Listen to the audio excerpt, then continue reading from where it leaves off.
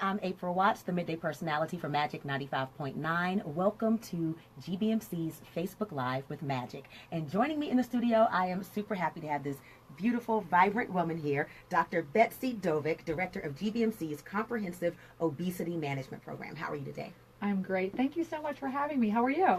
I am excited because, as you can see from my attire, I am working on fitness and working on health and wellness, and part of that is diet. So I'm super excited about today's topic, how to curb your cravings for sweets and kick unhealthy food habits for good. So let's go down to the very, very foundation of this, because everybody is always saying sugar is bad, don't eat sugar. But a lot of us, including myself, don't know why sugar is bad. What makes sugar bad?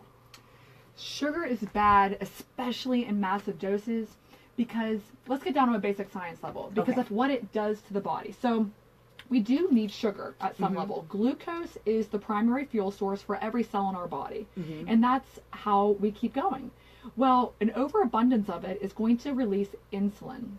Insulin's job is to take this super fuel and take it and put it into your fat cells if you have an overabundance of it. So once you kind of use your glucose up as a fuel, after that you're going to need to store it, and it gets stored in the fat cells as fat. So it's not fat that's making us fat, it's all that extra sugar from the insulin that does. So that's why insulin-dependent diabetics have a really hard time losing weight, because they have that extra insulin to combat all that extra glucose, and they're stuck in a very vicious cycle. So that's the key thing of how the body works to store it as fat. Okay, so does it matter if you have natural sugar, which comes from fruits, refined sugar, like the white sugar that you get at the grocery store, artificial? How does that work? So we all have a sweet tooth, and that's sort of just how we're made, because we need to have that glucose to run again. Right. So fruit is great, and fruit is the way we always recommend that you kind of satisfy that sweet tooth. Looking at a cup of strawberries, for example, that has 3.5 grams of sugar in it. If you look at a half a cup of strawberry ice cream, that has over 15 grams of sugar in it. Oh, wow. And the thing with fruit is, big difference, exactly. And the thing with fruit is it has a lot of other important things with it. It's not just this little bit of sugar in it, but it also has water, it has enzymes, it has phytonutrients, it has fiber. And fiber is so important to keep our bodies regular and moving, functioning properly. So fruit is a good thing. I'm not saying to give up sugar altogether, and I think you should continue fruit in your diet. Okay, so is sugar addictive? Sugar is incredibly addictive. Did you know that sugar is 8 times more addictive than crack cocaine? Stop it! Yeah. Are you serious? And it's more addictive than heroin.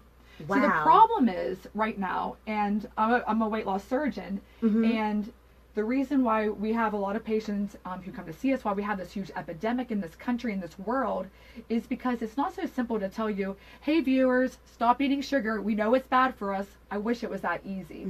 It's hard to stop. And we always tell each other, hey, just do things in moderation. And, and that's, you can do anything in moderation. Unfortunately, it doesn't work that way. It's much easier to completely abstain from something than to do it a little bit. I've never met a heroin addict that can give themselves just a little bit of heroin. Just give me a half a syringe today. How's that? It sounds crazy, but that's exactly what it is. It's a dangerous, dangerous drug. If you're just tuning in, we are talking with Dr. Betsy Dovec, Director of GBMC's Comprehensive Obesity Management Program, and we're talking about how to curb your cravings for sweets and kick other unhealthy food habits for good. We have a very interesting question from a listener, Kathy. She says, I'm addicted to sugar, since we just finished talking about that addiction. She said, is there a way to cut sugar out of my diet without going cold turkey and causing withdrawal headaches for days? Just like any drug? That's a tough question, because I feel like just like any drug, you gotta kind of just struggle through those first few days, because as soon as you have that taste again, you're back.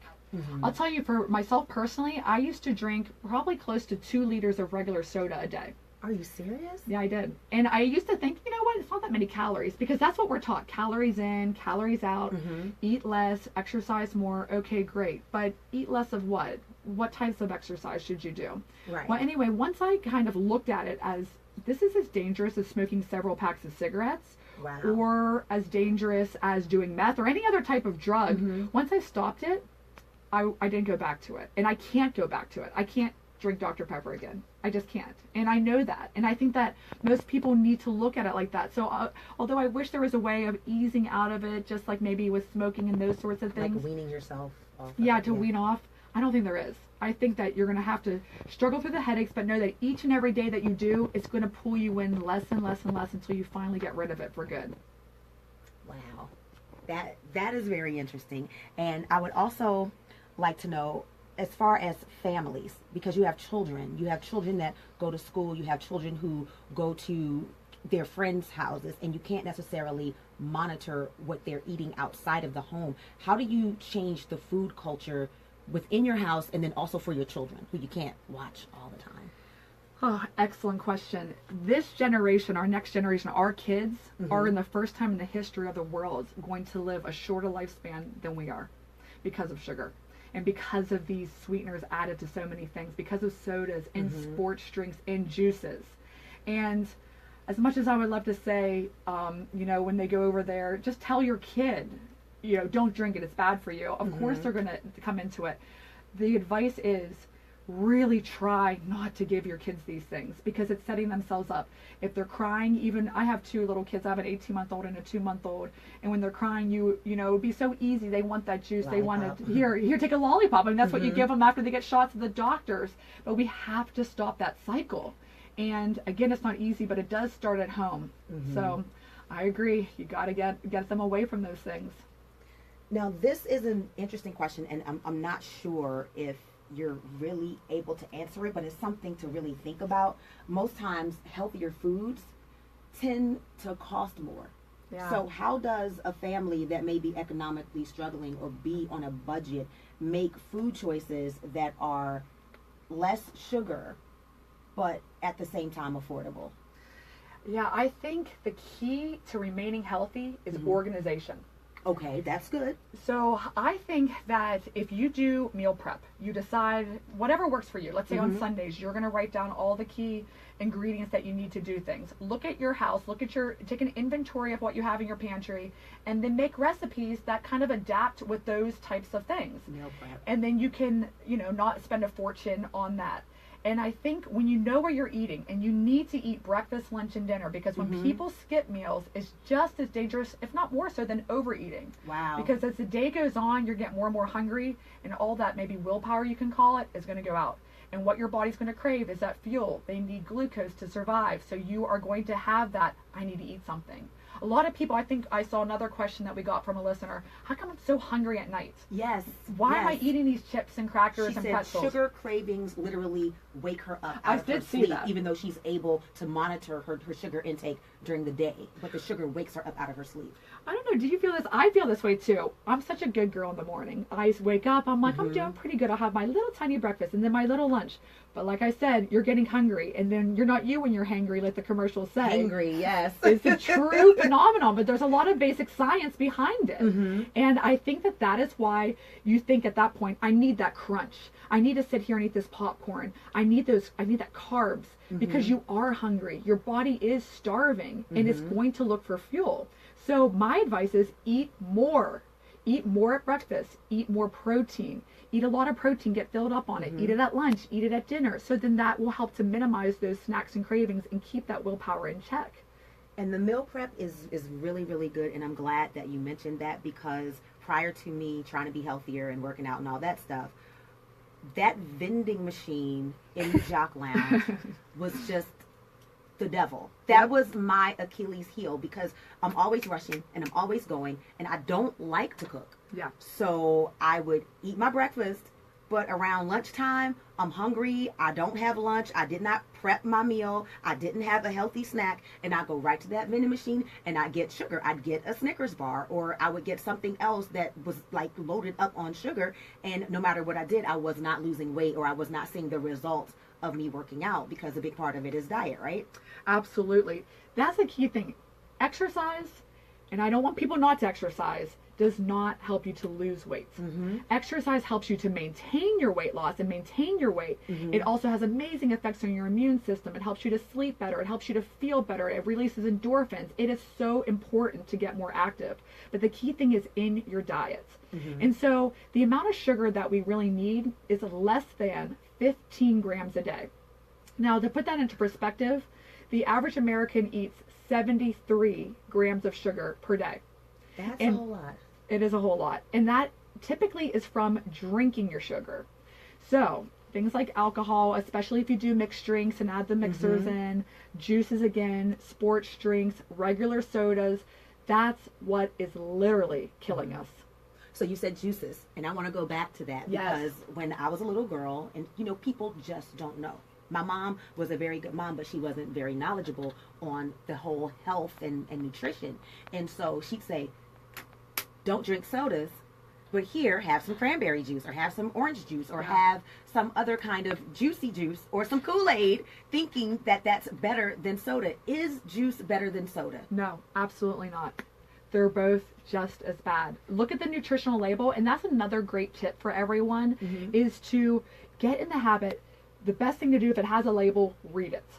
And on that label, what you're looking for is the carbohydrate and the added sugar. In 2018, they are going to make a new nutritional label, and it's going to have for the first time added sugars to it. Wow. So if it has more than, if it has added sugars, period, you really should avoid it. And so, again, juices and sodas, they have a pretty comparable amount of sugar added. So I'll tell you a great thing. A can of Pepsi, it has 150 calories. So people think, all right, that's not that much, Exactly. 3,500 calories is what you have to do to lose a pound, in theory, and what they teach us. So you think calories in, calories out. Okay, I could probably walk or run a mile on a treadmill. Great. Guess what? It has 51 grams of sugar in it. And so because of all that, that is like 5 times the day's amount in just a can of soda. You are blowing my mind right now, Dr. Dovec. So I hope I'm know blowing that you a lot are of blowing the viewers' minds also. If you have any questions as we're having this amazing conversation, this is a collective conversation, so you can feel free to jump in at any time, ask your question, and Kia will let us know. I want to get back to something that you were mentioning off the air that I found very interesting. You talked about the history of America's sugar intake and how it's increased dramatically. Can you please give those stats, because those are staggering? They are staggering. So I'm just going to read them from my phone. In 1700, Americans ate an average of 4 pounds of sugar per year. Okay, that still sounds like a lot. Okay, that was per year. 1800, we're consuming now 18 pounds of sugar per year. That's a big jump. Big jump. 1900, we're already up to 90 pounds of sugar. All right, today, 2017, what are we doing? 50% consume a whopping 180 pounds of sugar a year. We are consuming a half a pound of sugar a day. A day. Wow. We're consuming almost an entire year worth from 1700 in a day. Do you think that it's because with our technological progress, we've kind of like digressed because people are not cooking at home, people aren't farming, people aren't eating fresh fruits and vegetables. We are in this instant society, so people want preservatives, people want that instant food. Do you think that has a big for part sure. in it? I mean, the food industry is killing us. I mean, for 95% of human existence, we were hunters and gatherers. We didn't have all this processed stuff you talk about. We didn't have this ability to add sugar. And guess what? It's all about making a buck. So we're going to put 4 grams of sugar in a squirt of ketchup.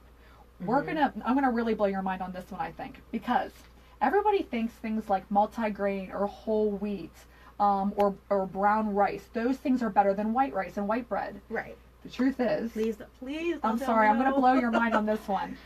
In order for it not to taste like cardboard, they add more sugar. So when you go to the store tonight and look at like pasta, look at whole grain versus regular, you're going to see that there's more sugar in the whole grain, in the brown rice. So, yeah, I'm sorry. I'm sorry. Let's see if we have some. Okay. We have a question from Tamika. She says, I'm a 43-year-old woman who has diabetes. I don't want weight loss surgery, and I can't stop craving sugar, soda, and carbohydrates. Where do I start? I think the key thing is it starts up here in your mind, a mindset change. And I think you really, in order to do something major, like overtake something this addictive, this pool, you got to know why you're doing it.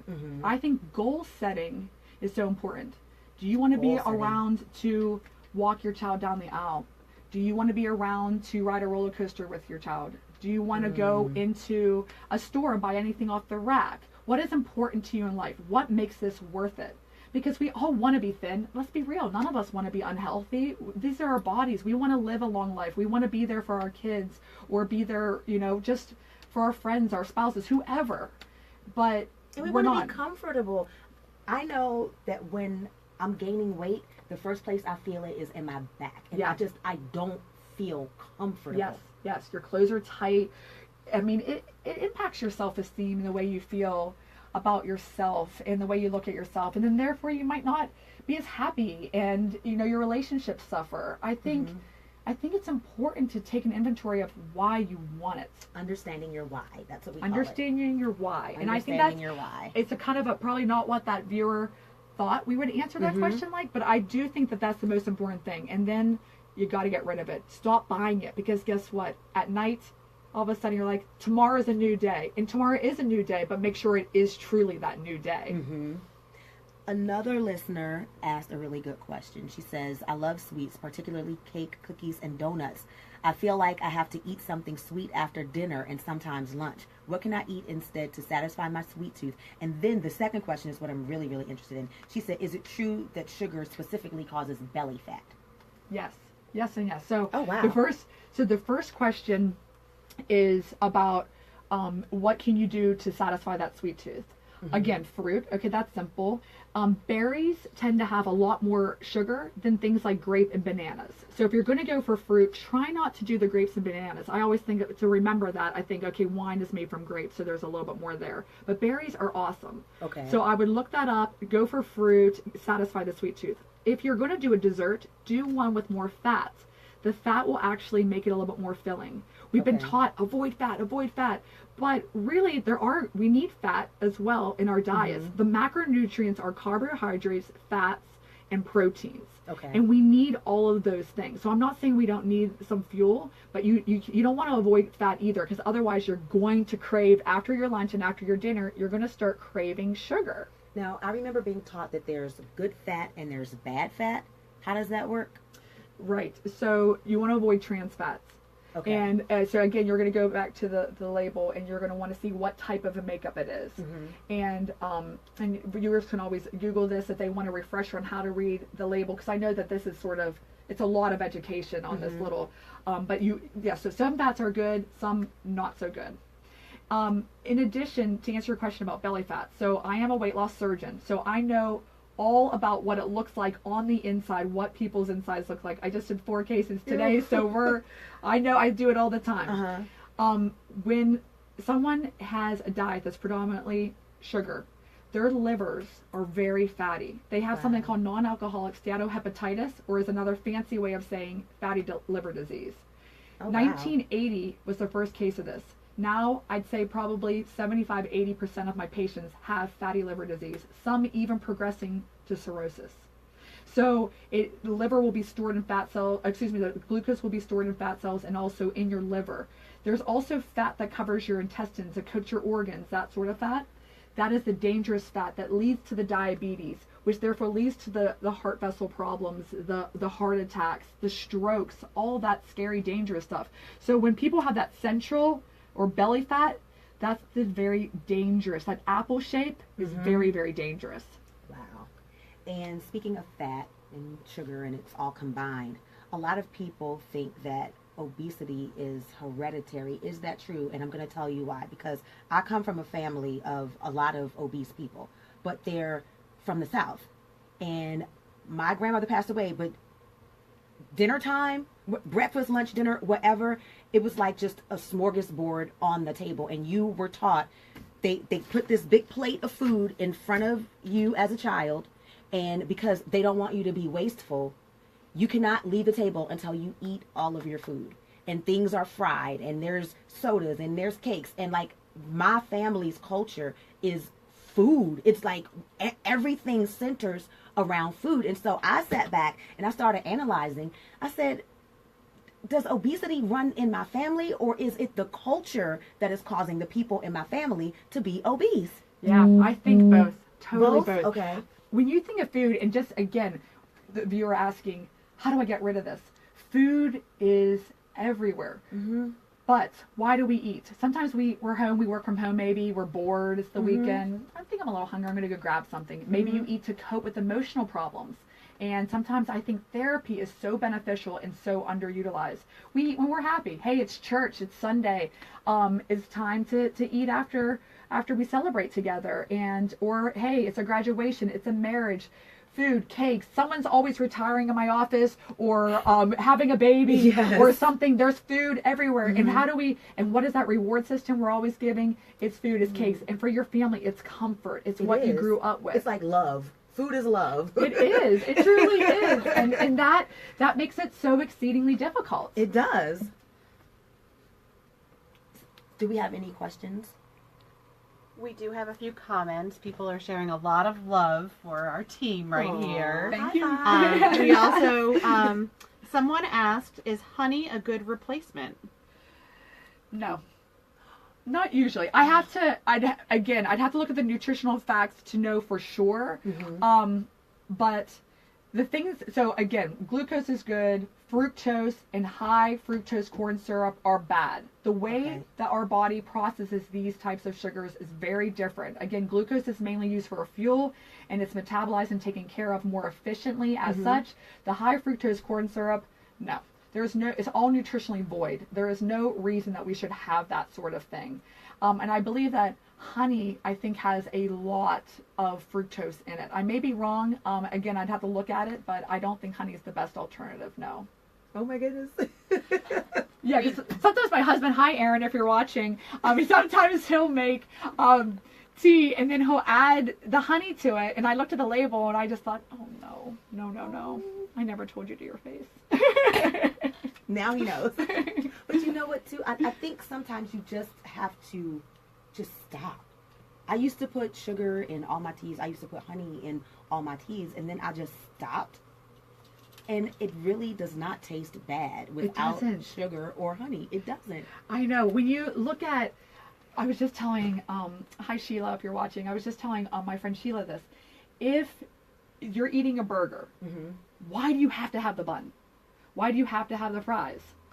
Why, because you might look socially weird because we eat burgers on bun, we eat hot dogs on bun. It's that season, it's cookout season. But why? Why do you have to do it? Bun. You could. There's alternatives. There's so many things. We have a secret group on Facebook, just for my patients that we all interact. And we all share a lot of recipes like pizza where you can do cauliflower crust or chicken crust. Or there's tons of different alternatives to things that are high in protein and low in carbs and sugars. So you have to get creative. So that comes with that meal prep. Because if you're eating on the go, you're busy. We all are. My goodness, I'm rushing here today. I get it. And so what do? I'm going to go to something that's convenient. And typically those options, very abundant all around us. Look, we're at in this area of the town. They're all unhealthy, yes. Now, we're talking about sugar, but we also mentioned other unhealthy food habits. What are some of those other unhealthy food habits? Because a lot of times we may think that we're being healthy and just don't know. Oh boy, there are so many things that, like I said, could probably blow your mind in that. I can't think of any off the top of my head for food, but I can think of some behaviors that we do. Again, eating less than we should. The starvation thing is very, very bad. A lot of times eating at night is a huge culprit. So I do that all the time. I know. I think a really good tip that I started to do after I read this habit formation change book, which I think is very valuable if you're trying to do something this major, was that after I brush my teeth, after I put my kids to bed or after I'm done with dinner, I'll brush my teeth. And that will make me, you have to make a very conscious decision if you're going to eat again. And for me, that actually it worked really well. And so I think it's like changing your routine so you don't put yourself maybe in front of the TV with your handy old chips next to you or with that piece of pie or whatever it is. If you can change the way you do things, I think that will also lead to success. Okay, good stuff. And let's see, do we have any other questions here? We have a live question that just came in. Awesome. Sugar alcohol, good or bad? Sugar alcohol is okay. So here's how we say to lose weight. First, you need to keep your total grams of sugar less than 15 grams a day. That's 5 grams per meal. And when you start to look at the labels, you'll be like, oh gosh, it's really tough to find that. The second big thing is about carbs, total net carbs. So there's carbs that come completely from sugar, and again, those are not good. But Okay. there are things that you can subtract out of it. You want to keep your net carbs less than 50 grams a day to lose weight. In order to calculate net carbs, you subtract out both the fiber and the sugar alcohols. So another tip when you're looking at protein bars, you might think, for example, I just thought to answer your question, like a Nutri-Grain bar. You might think that's good. Of course you would think that's good. Wrong. No! You want to strive for a protein bar like there's a brand called Quest. Okay. And Quest has only a handful of net carbs per thing. Their total carbohydrates is around 20, 21 grams. Then you subtract out a fair amount of fiber, subtract out the sugar alcohols, and then you're left with a low net carb that goes towards your daily 50 grams. Okay, so I don't know, and I'm going to ask for myself as well as other people that are watching and have no clue what sugar alcohols are. I've never heard that term, sugar alcohols. What's that? It's I don't know really how to explain it either, to be honest with you. There's definitely, you can Google it. I could Google it, and I can give you a list of things to look for. Sometimes labels like that Quest bar will tell you that there are sugar alcohols added, and that they can subtract that from the total net carbs. So some really good companies like that are on to this. Sometimes things, though, they add a lot of other types of sugar that are not as good. So the sugar alcohols are good. I don't know exactly the science to answer your question. So. Okay. All right. Well, you know what? It's a learning process for us all. I'm Truly. literally sitting here taking notes, and I hope that you are taking notes as well, because this is some awesome information, and I'm sure that we're all going to use those tools. Do we have another question? Yes, I want to share a couple of comments. We have one comment from Valerie, and she says, she is a surgeon diva. Love, love, love. Body by Dovec. Not your Irish style diva. I know exactly who you are. Hey, Val. We also got, I think a lot of your patients are actually That's tuning awesome. in. We got a question, is agave nectar a good substitute? Oh, geez. Oh, my goodness. Everybody's talking about that now. They are talking about that. I think that one's good. I just want to put a disclaimer out. I am very equipped to talk about weight loss surgery. Some of the additives and then the sweeteners and that sort of thing, I don't want to mislead anybody in our audience, so I might not be as much of an expert as I'm not a registered dietitian. But if you are my patient, I think these are awesome questions to ask our fantastic Jana Wolf and Jen Mueller, our registered dietitians.